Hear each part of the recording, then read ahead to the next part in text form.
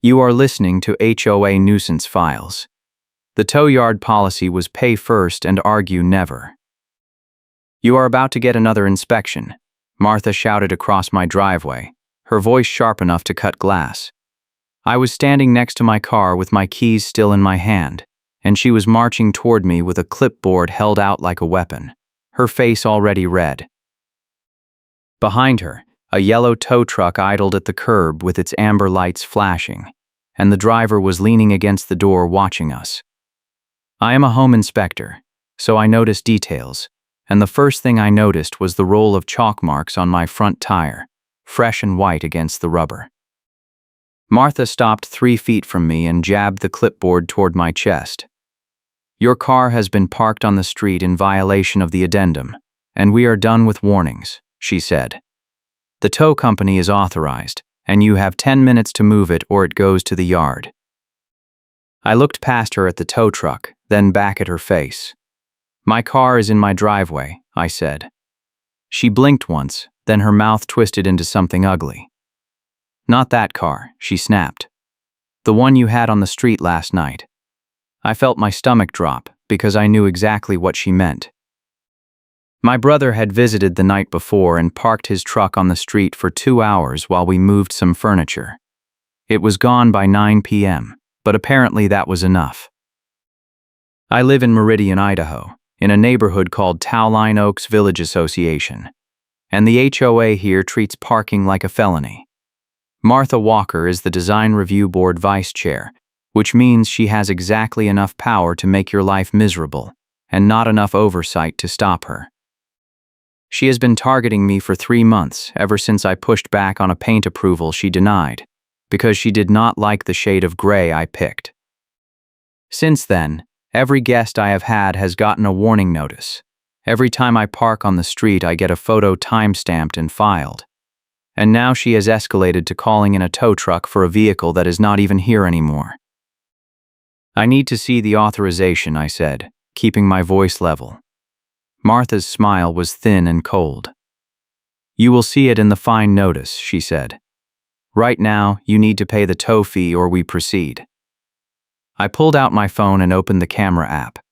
I am recording this, I said. She did not flinch. Your camera does not matter, my minutes are the truth, she said, and I filed that line away because I knew it was going to come back and bite her.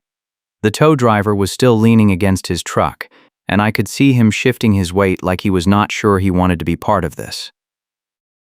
What I did not tell Martha right then was that I had been building a file for 2 weeks. I work as a home inspector, so I know how to document things, and I had been screenshotting every email, every notice, every claim she made about parking rules. The HOA sent out an addendum in January claiming they had exclusive control over street parking during certain hours, and I had already confirmed with the city that the HOA does not own the curb. They lied in writing, and I had the city's response saved in my email. But my phone was at 20% battery, and I knew if I got into a prolonged argument she would just keep yelling until it died. That was her tactic. Wear you down, make you too tired to fight, and then push the penalty through while you are scrambling. Martha turned toward the tow driver and waved him forward. Let us get this done, she called out. He pushed off the truck and walked halfway toward us, then stopped. Ma'am, I need to see the authorization paperwork before I hook anything, he said. Martha's face went even redder. I have the authorization, she snapped. It is in the board minutes. He looked at me, then back at her. I need a signed work order, he said. She fumbled with her clipboard, flipping through pages, and I saw her fingers trembling slightly. It is being processed, she said, and that was when I knew she was bluffing. The driver crossed his arms. Then I cannot tow, he said. For about 5 seconds, nobody moved. Then Martha spun back toward me, and her voice dropped into something low and venomous. This is not over, she said. You think you can park wherever you want and ignore the rules. But I am going to make sure you understand that in this neighborhood, we do not negotiate with violations. She said it exactly like that, and it was the second time I had heard that phrase. She used it at the board meeting last month when someone asked for a variance on a fence height. It was her catchphrase, her power move, and I could see she thought it made her sound tough. What it really did was make her sound like someone who had never been told no. I took a step forward and kept my phone up. "If you do not have a signed work order, then this tow is not authorized," I said. The driver nodded and started walking back to his truck. Martha shouted after him, but he ignored her, climbed into the cab, and pulled away from the curb. The amber lights clicked off as he rolled down the street, and I watched Martha's shoulders sag for just a second before she straightened up and glared at me. "You are going to regret this," she said. Then she turned and walked away, her clipboard tucked under her arm like a rifle. I went inside and plugged in my phone, then sat down at my kitchen table and opened my laptop. I had been preparing for this moment, but I did not expect it to come this fast. The HOA had sent me a certified letter 2 weeks earlier, demanding $300 in guest parking fees, and claiming that the parking addendum was enforceable under Idaho state law. I knew that was nonsense, so I filed a records request with the county asking for any ordinance or agreement that gave the HOA control over public streets. The response came back in 4 days. There was no such ordinance. The HOA had misrepresented the law in writing, and I had the county clerk's signature on a letter confirming it. But that was just the first piece. The bigger problem was that Martha had been working with a private tow company called Rapid Recovery Towing, and they had been patrolling the neighborhood at night with a handheld scanner, running plates and looking for any car that did not have an HOA decal. The decals were supposed to be optional, but Martha had been telling the tow company that any car without one was fair game. I had proof of that too, because a neighbor named Bill, who works as a security guard for the neighborhood patrol company, had recorded one of the planning calls where Martha told the tow dispatcher exactly which streets to target. Bill was tired of being used as muscle, and when I asked him if he would be willing to share the recording, he said yes immediately. The next morning, I got another letter. This one was not certified. It was just shoved into my mailbox, folded in half, with a handwritten note on the outside that said final notice. Inside was a printed violation summary claiming I owed $850 in fines, guest parking fees, and administrative costs. The breakdown was absurd. $200 for unauthorized street parking, $300 for guest vehicles without permits, $200 for failure to comply with board directives, and $150 in late fees. There was no invoice number, no reference to a hearing, and no signature. Just a date stamped at the top and a line at the bottom that said payment due within 10 days or lien procedures will begin. I took a photo of the notice and texted it to Bill. He replied in under a minute. "That is not official. She is making up fees." I already knew that, but it was good to have confirmation. I called the HOA management company and asked to speak to the compliance officer.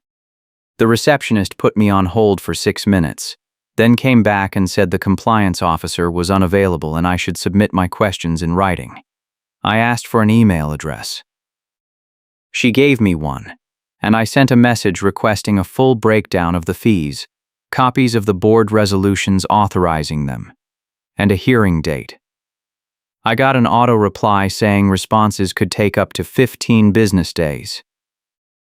If you are enjoying this story, please hit the like button and subscribe so you do not miss the next wild HOA showdown. That same afternoon, I was coming home from a job site when I saw a contractor truck parked in front of my house. It belonged to a guy I had hired to replace some rotted fascia boards, and he had only been there for about 20 minutes when I pulled into my driveway. I got out, walked over to say hello, and that was when I saw the bright orange sticker on his windshield.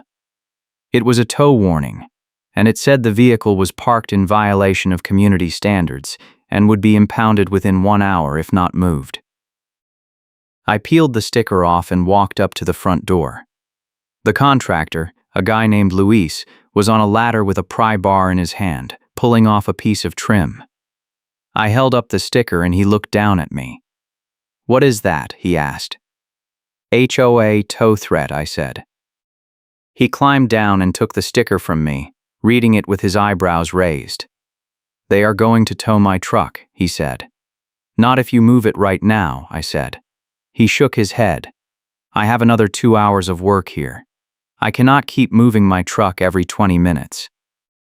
I told him I would handle it, but he was already packing up his tools. He said he was not dealing with this kind of drama, and he left. I lost a contractor because Martha was targeting anyone who visited my property.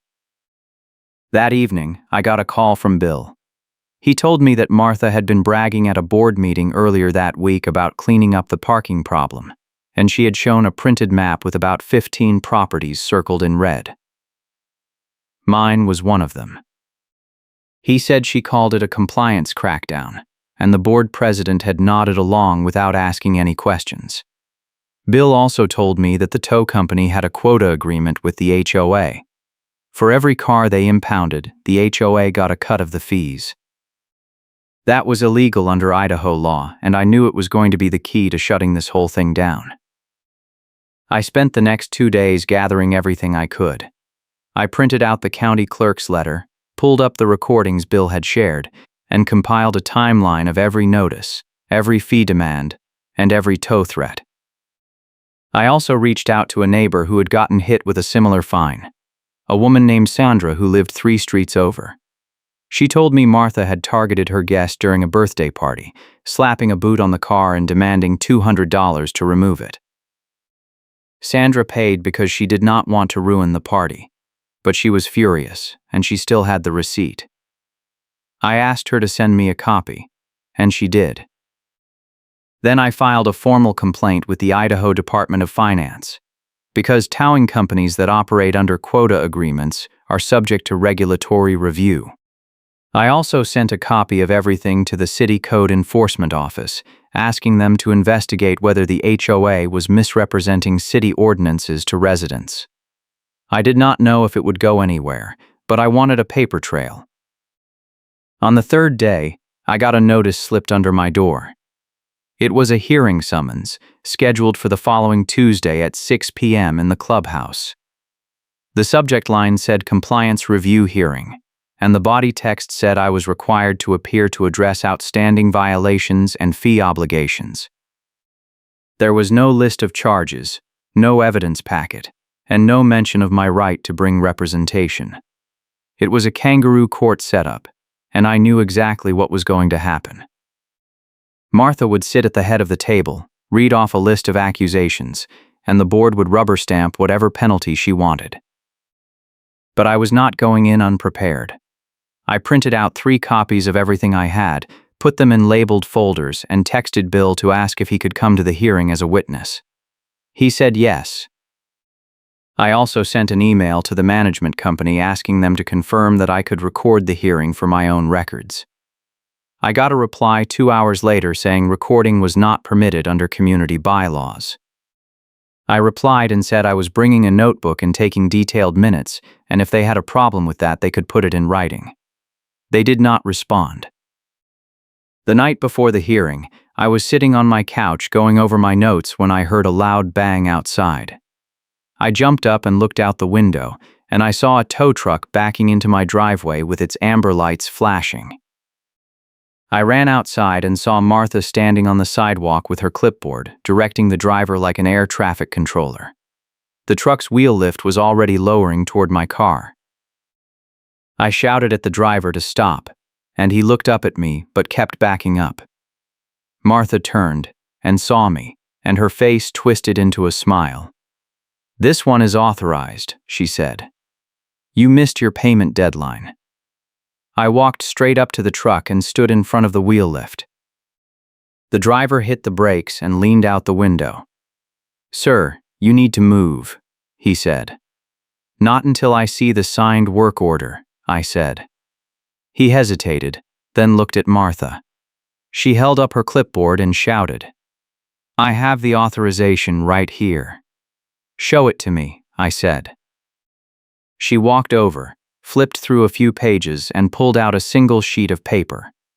It was a board resolution dated 2 days earlier, authorizing the tow of any vehicle in violation of the parking addendum.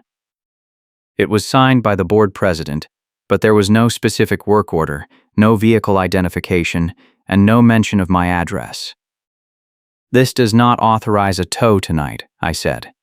The driver read the paper over Martha's shoulder, then shook his head. "This is not enough," he said. "I need a work order with the plate number and the address." Martha's face went red again. "You are stalling," she snapped at me. Then she turned to the driver. "Just do it," she said. He shook his head again. "Ma'am, if I tow without proper paperwork, the company is liable," he said. He put the truck in gear and started pulling out of the driveway. Martha screamed at him, but he kept going, and within 30 seconds the truck was gone. Martha turned on me, and her voice was shaking. "You think you are so smart," she said. "You think you can just ignore the rules and nothing will happen. But tomorrow at that hearing, you are going to pay every single dollar, and if you do not, we are putting a lien on your house." Then she walked away, her clipboard tucked under her arm, and I stood there in my driveway with my heart pounding and my hands shaking. I went back inside and called Bill. I told him what had just happened, and he said Martha was panicking. He said she had been pushing the board to fast-track a lien filing, and the board president was starting to ask questions because the legal fees were piling up. Bill also told me that the tow company had sent an email to the HOA earlier that day asking for clarification on the authorization process, because they were getting complaints from residents and they were worried about liability. That was the crack I needed. The next morning, I drove to the city clerk's office and requested copies of any business licenses or permits issued to Rapid Recovery Towing. The clerk printed them out for me, and I saw that their business license had a restriction on it. They were not allowed to operate on private property without a signed contract from the property owner, and there was a note in the file about a prior complaint involving unauthorized tows. I asked the clerk if I could get a copy of the complaint record, and she said it was public record, so she printed that too. It turned out that 2 years earlier, Rapid Recovery had been fined by the city for towing cars from a shopping center parking lot without proper signage, and they had been required to refund all the fees. That was exactly what I needed. That afternoon, I went to the grocery store to pick up a few things before the hearing. I was standing in the checkout line when I heard a voice behind me say, "You are the one who keeps breaking the parking rules." I turned around and saw Martha standing there with a shopping basket in one hand and her phone in the other. She was already recording me. "I did not break any rules," I said. She stepped closer, and I could see people in the other lines starting to stare. "You owe the HOA over $800, and you are pretending like you did not do anything wrong," she said, her voice loud enough to carry across the store. I kept my voice calm. "I do not owe anything," I said. "The fees you are charging are not authorized, and you know it." She laughed, but it was sharp and mean. "You think you can just show up at the hearing and talk your way out of it," she said. "But I have everything documented. Every time you parked on the street, every guest vehicle, every single violation. I have photos, timestamps, and board minutes. Your camera does not matter. My minutes are the truth." She said it again, exactly the same way, and I realized she actually believed it. She thought that because she had written something down in a meeting, it was automatically true and enforceable. A woman in line behind Martha said, "Excuse me, this is not the place for this." Martha ignored her and kept staring at me. "You are going to lose tonight," she said. Then she turned and walked away, leaving her basket on the floor. The cashier looked at me and shook his head. "That is wild," he said. I paid for my groceries and walked out, and I saw 3 people standing near the exit with their phones out. They had been recording the whole thing, and one of them, a younger guy in a Boise State hoodie, gave me a thumbs up as I walked past. When I got home, I had 2 hours before the hearing. I laid out all my documents on the kitchen table and made a checklist. County clerk letter confirming no HOA authority over streets. City records showing the tow company had a prior violation. Recording from Bill showing Martha coordinating with the tow dispatcher. Receipt from Sandra showing an illegal boot fee. Timeline of every notice and fee demand I had received. I also printed out the grocery store confrontation video that one of the witnesses had already posted online. It had been up for less than an hour and already had 600 views. I took the fine notice without flinching, because I knew what it would trigger. If Martha tried to enforce a fake fee at the hearing, I could use it as evidence of fraud, and that would open the door to a formal audit of the HOA's compliance program. I had already contacted the management company's regional supervisor earlier that week and asked for a meeting to discuss irregularities in the enforcement process. She had not responded yet, but I knew that once I filed a formal complaint with documentation, she would have to act. At 5:45, I drove to the clubhouse. The parking lot was already half full, and I saw Martha's car parked right in front of the entrance. Bill was waiting for me near the door, and he handed me a folder. "I got the full board roster," he said. 3 of the 5 members were appointed by Martha, and they have never voted against her. That meant I was walking into a stacked deck, but I had expected that. We walked inside, and the hearing room was set up like a courtroom. There was a long table at the front with 5 chairs behind it and a single chair facing the table about 10 feet away. Martha was already seated at the center of the table, with the board president on her right and 3 other members on her left. There were about 12 residents sitting in folding chairs along the back wall, and I recognized a few of them as people who had gotten similar violation notices. Martha called the hearing to order at exactly 6 p.m. She read my name and address from her clipboard, then said, "This hearing is to address multiple violations of the Towline Oaks parking addendum and outstanding fees totaling $850. Do you have anything to say before we proceed?" I stood up and walked to the chair. "I have a lot to say," I said. "But first, I would like to know under what authority this hearing is being conducted." Martha frowned. "Under the authority of the HOA bylaws and covenants," she said. I pulled out a copy of the bylaws and held it up. "The bylaws require written notice of charges at least 10 days before a hearing," I said. "I received my notice 4 days ago. That is a procedural violation." The board president, a man named Gerald, leaned forward. "We can waive that under emergency circumstances," he said. "What is the emergency?" I asked. He looked at Martha, and she said, "You have been violating parking rules for months and refusing to pay fines. That is a pattern of non-compliance."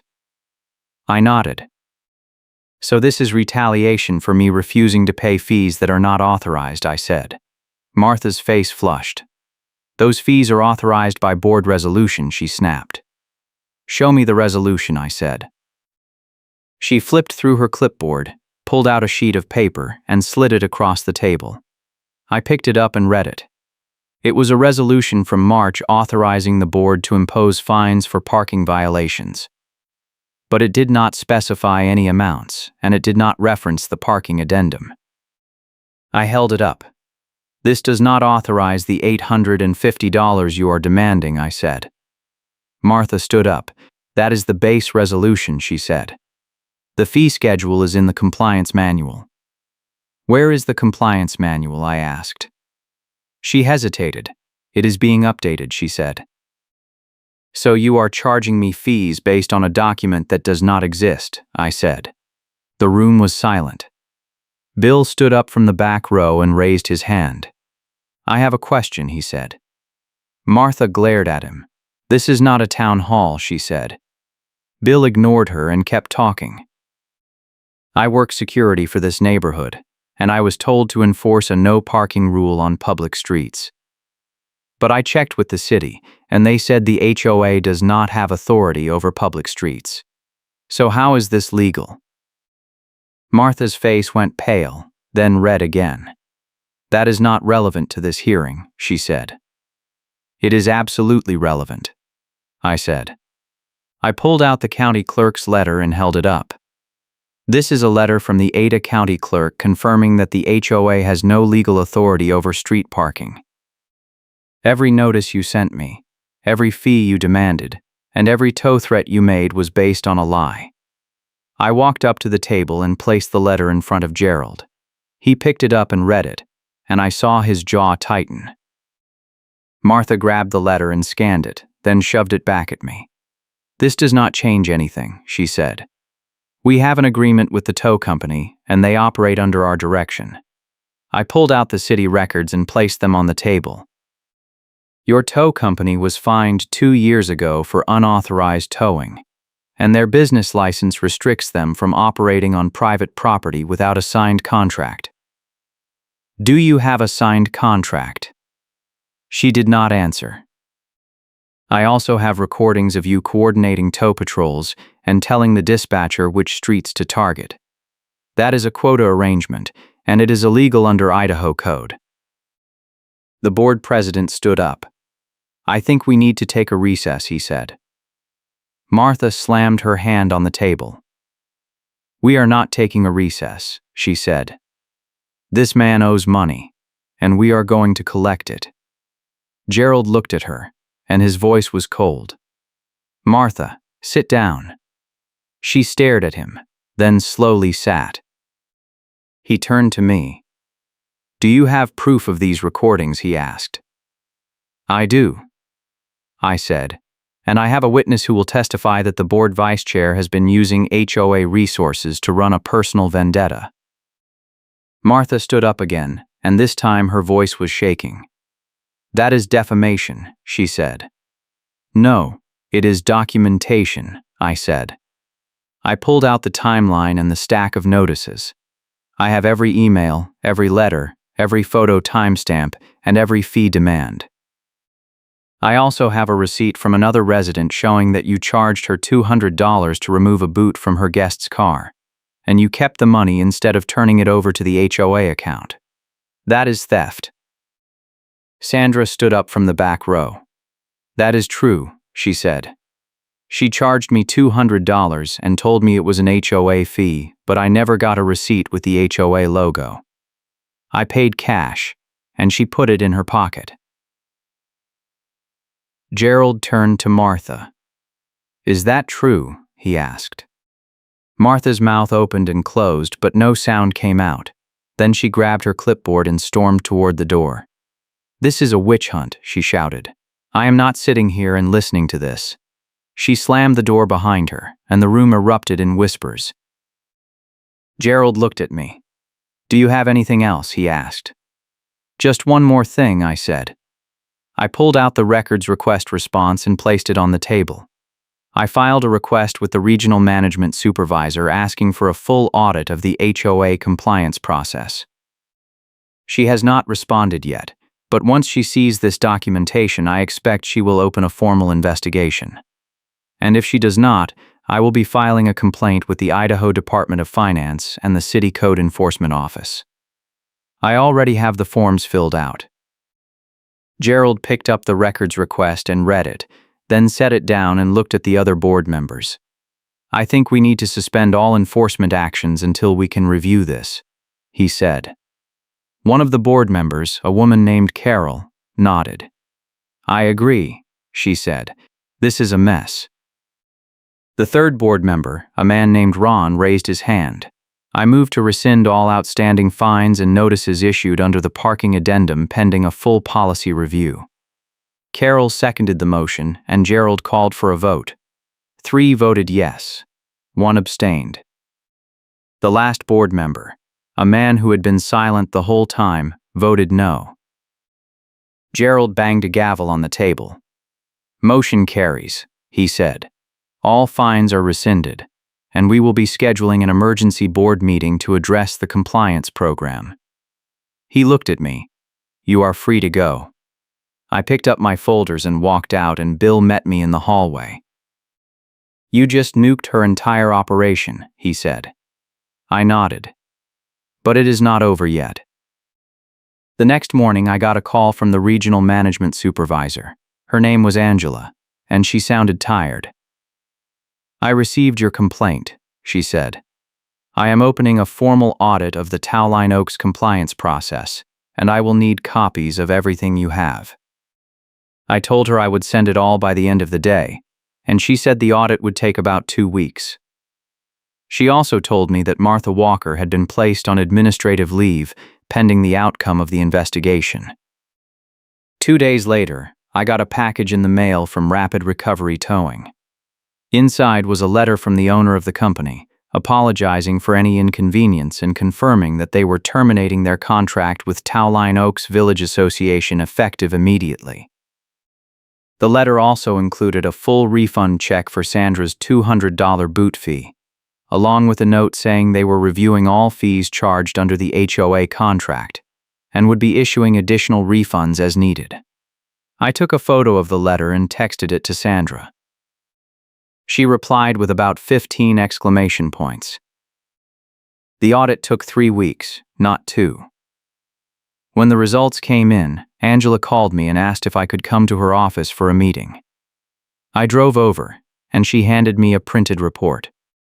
The summary page said that the HOA had violated multiple state regulations, including unauthorized fee collection, misrepresentation of legal authority, and failure to follow proper hearing procedures. The report also confirmed that Martha had been using HOA funds to pay the tow company under a quota arrangement, and that she had pocketed at least $600 in cash boot fees over the past year. Angela told me that the HOA board had voted to remove Martha from her position as Design Review Board Vice Chair, and that they were referring her conduct to the Idaho Attorney General's office for potential prosecution. She also said that the board was drafting a new parking policy that would be distributed to all residents, and that every notice issued under the old addendum was being formally retracted. I asked Angela what would happen to the tow company. She said the city had opened an investigation into Rapid Recovery Towing's business practices, and that their business license was under review. She also told me that 2 other HOAs in the area had already terminated contracts with the same company after hearing about what happened at Towline Oaks. A month later, I was sitting on my couch when I got a text from Bill. He sent me a link to a neighborhood Facebook group post. It was from Gerald, the board president, and it said that the HOA had completed a full policy review and was publishing new parking guidelines. The post included an apology to all residents who had been unfairly targeted, and it specifically mentioned that the old parking addendum had been based on incorrect legal advice and was no longer in effect. At the bottom of the post, there was a note saying that Martha Walker was no longer affiliated with the HOA in any capacity. I scrolled through the comments, and most of them were celebrating. A few people tagged me and said thank you for standing up to the board. One person posted a photo of the grocery store confrontation video with the caption, "This aged like milk." I liked a few comments, then put my phone down and went outside to check my mail. There was one envelope in the mailbox, and it had the HOA logo on it. I opened it, and inside was a single sheet of paper. It was a formal notice saying that all outstanding fines and fees associated with my account had been cleared, and that the HOA compliance process was being audited and cleaned up. At the bottom, there was a handwritten note from Gerald. It said, "Thank you for holding us accountable. We are working to make sure this never happens again." I folded the letter and walked back inside. My phone buzzed, and I saw a text from Sandra. She said the HOA had just posted the new parking policy on the website, and it was clear, reasonable, and actually matched the city code. She also said that 3 other residents had filed complaints about Martha over the past 2 years, and that the board was planning to implement a formal appeals process so that nobody could weaponize the rules like that again.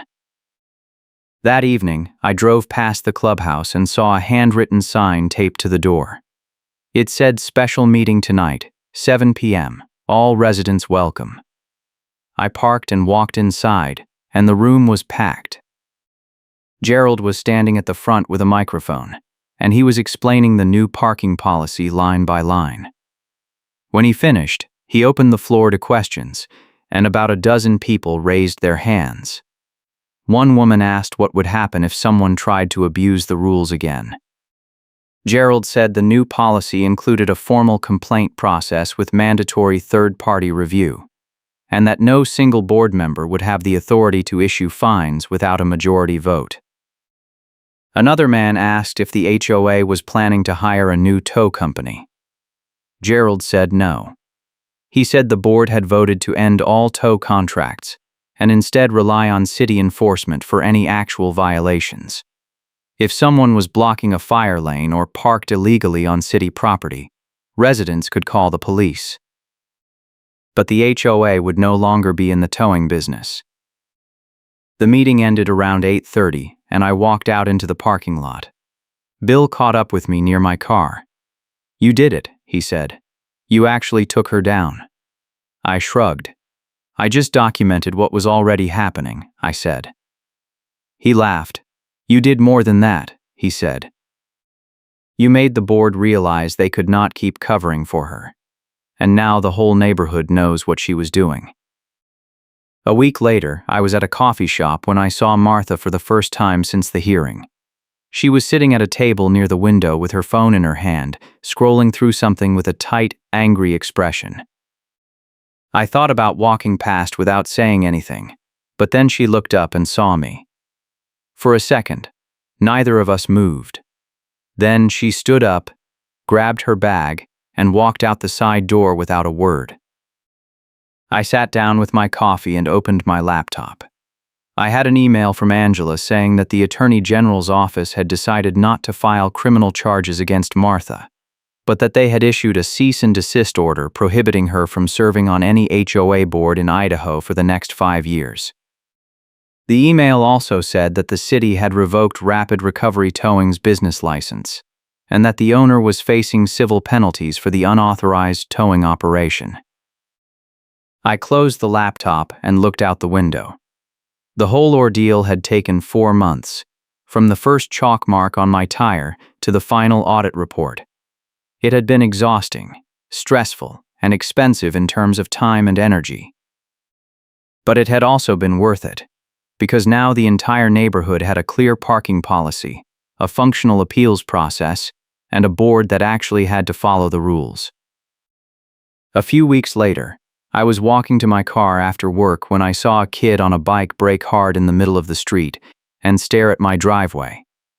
I looked over, and I realized he was staring at the spot where the tow truck had tried to hook my car. He looked at me and said, "Are you the guy who took down the HOA lady?" I nodded. He grinned. "That is so cool," he said. Then he pedaled away. That night, I got a text from Sandra.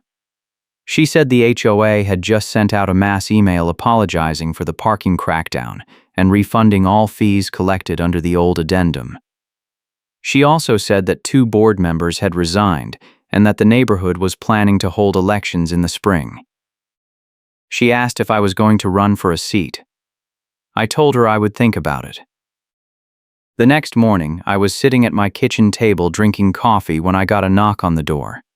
I opened it, and Bill was standing there with a rolled-up poster under his arm. He handed it to me and said, "I made this for you." I unrolled it, and it was a printed screenshot of the county clerk's letter with a caption at the top that said, "Know your rights." At the bottom it said, "The HOA does not own the street." Bill said he had printed 50 copies and was going to hang them up around the neighborhood. I told him that was probably overkill, but he just grinned and said, "Let them see it." A month later, the HOA held its spring election. Gerald ran for re-election as board president and won. Carol ran for vice president and won. 3 new residents ran for the open seats, and all 3 of them campaigned on transparency and accountability. Martha did not run, and nobody nominated her. On election night, I went to the clubhouse to watch the results, and when the final votes were counted, The room erupted in applause. The new board was seated, and the first motion they passed was a resolution formally apologizing to all residents who had been targeted under the old parking policy. I did not run for a seat. I thought about it, but I decided that I had done what I needed to do. And now it was time to let other people step up. Besides, I had already spent 4 months fighting the HOA, and I was ready to just live in my house without worrying about chalk marks and tow trucks. But I did stay involved. I joined the Neighborhood Watch Committee, and I helped draft a new complaint policy that required all enforcement actions to be documented and reviewed by a third party. I also worked with Angela to create a training program for new board members so they would understand their legal limits and responsibilities. It was not glamorous work, but it mattered, and it helped make sure that what happened with Martha could never happen again. 6 months after the hearing, I got a letter in the mail from the Idaho Attorney General's office. It was a formal notice saying that the investigation into Martha Walker had been closed, and that she had agreed to pay restitution to the HOA and to several residents who had been charged illegal fees. The total amount was just over $4,000, and the letter said the payments would be distributed within 60 days. I filed the letter in my folder with everything else, and I felt a small sense of closure.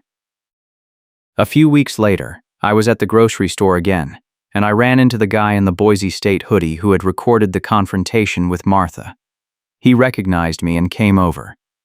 "Dude, that video has like 50,000 views now," he said. "People are using it in HOA horror story compilations." I laughed and said I was glad it was useful. He asked if I had any advice for people dealing with similar situations. I told him to document everything, know the law, and do not be afraid to escalate if the HOA is breaking the rules. He nodded and said, "That is solid." Then he shook my hand and walked away. That evening, I was sitting on my couch when I got a text from Gerald. He said the new parking policy had been in effect for 6 months, and there had not been a single complaint or dispute.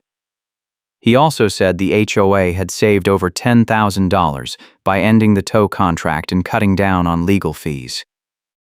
He thanked me for pushing the board to make changes, and he said the neighborhood was in a much better place because of it. I looked out the window at the street, where a few cars were parked along the curb without any chalk marks or orange stickers. The sun was setting, and the golden hour glare was bouncing off windshields and mirrors, just like it had the night Martha tried to tow my car. But this time, there was no tow truck, no clipboard, and no threats. Just a quiet neighborhood where people could park their cars and visit their friends without worrying about predatory fees and vindictive enforcement. I thought about everything that had happened, from the first chalk mark to the final audit report, and I realized that the whole fight had been worth it. Not just for me, but for everyone in the neighborhood who had been targeted, harassed, or intimidated by someone who thought the rules did not apply to her. We had taken back control of our community, and we had done it the right way, with documentation, transparency, and accountability. Catch you next time, and I appreciate you hanging out with me today.